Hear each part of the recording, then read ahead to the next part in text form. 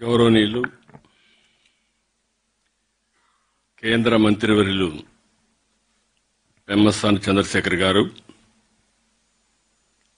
సహచర మంత్రివర్గ సభ్యులు గౌరవనీయులు సత్యకుమార్ యాదవ్ గారు, గౌరవనీయులు ప్రెసిడెంట్ జిమ్ఖానా రామకోటేశ్వరరావు గారు, గౌరవనీయులు chairman building committee Gymkhana Babureddy గారు, గౌరవనీయులు రావికుమార్ త్రిపురనేని గారు, చైర్మన్ బోర్డ్ ఆఫ్ ట్రస్టీ,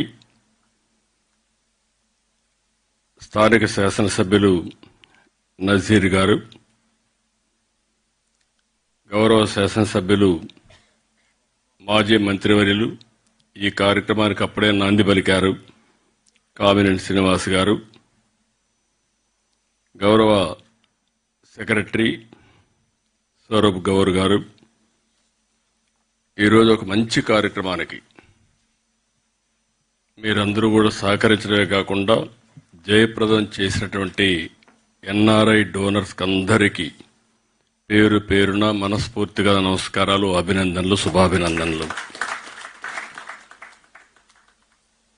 నేను చాలా కార్యక్రమాల్లో పార్టిసిపేట్ చేస్తూ ఉంటాను, కానీ ఇలాంటి కార్యక్రమాలు ఒక స్ఫూర్తినిస్తాయి. ఇంకా సమాజంలో మంచి మిగులుంది, దానికి మీరు ఒక ఎగ్జాంపుల్. మీరంతా ఎన్ఆర్ఐగా మీరు వెళ్ళారు, 40 ఏళ్లకు 50 ఏళ్లకు మునిపి వెళ్ళిపోయారు. వెళ్ళిన తర్వాత కొంతమంది అయితే మర్చిపోతారు, జన్మభూమిని మర్చిపోతారు, ఈ రోజుల్లో తల్లిదండ్రులు కూడా మర్చిపోతున్నారు.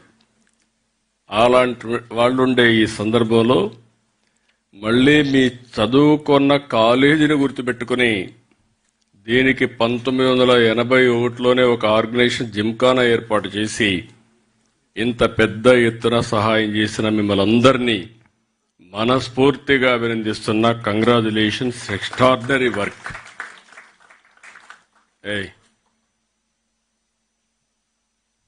ఇదొక స్ఫూర్తి, ఇదొక పవిత్రమైన కార్యక్రమం. ఇలాంటి పవిత్రమైన కార్యక్రమానికి ఒక స్ఫూర్తిదాయకంగా చేసిన మిమ్మల్ని అందరినీ మనస్ఫూర్తిగా అభినందిస్తున్నా. ఎప్పుడు కూడా మనం బాగుంటేనే చాలదు, మన చుట్టూ కూడా సమాజం బాగుండాలి అనేది మన సంస్కృతి, మన లెగసీ కూడా. ఈ వారసత్వంలో మనం చూస్తే ఎప్పటి నుంచో కొంతమంది ముందుకొచ్చి పాఠశాలలు కట్టారు, ఆసుపత్రులు కట్టారు, దేవాలయాలు నిర్మాణం చేశారు, సత్రాలు కట్టారు, ఆట స్థలాలు ఇలాంటివి ఏర్పాటు చేసి పెద్ద ఎత్తున విరాళాలు ఇచ్చారు. నా లెక్క ప్రకారం కొన్ని దేశాలు చేయించేమో కానీ భారతదేశం యొక్క సంస్కృతి సాంప్రదాయాలు ప్రపంచంలో ఏ దేశంలో లేవని మరొక్కసారి మీ అందరికీ విజ్ఞప్తి చేస్తున్నా. కుటుంబ విలువలు కూడా నేను ఎప్పుడూ మాట్లాడుతూ ఉంటాను. మీరు ఇక్కడి నుంచి అమెరికాకు పోయి కొత్త పాఠాలు నేర్పించారు. అమెరికాలో ఉండే వాళ్ళందరూ 16-18 సంవత్సరాలైతే పిల్లలు బయట వెళ్ళిపోతారు. అక్కడి నుంచి ఎప్పుడన్నా అవసరమైతే తండ్రి కొడుకు డబ్బులు ఇస్తే అప్పిస్తాడు, కొడుకు తండ్రికి అప్పిస్తాడు. కానీ పిల్లలు ఎంత పెద్దవాళ్ళైనా జీవితాంతం మెంటర్ చేయడమే కాదు, ఏ సహాయం కావాలన్నా అందించే సంస్కృతి ఉండే ఏకైక దేశం భారతదేశం అని మరొక్కసారి విజ్ఞప్తి చేస్తున్నాను.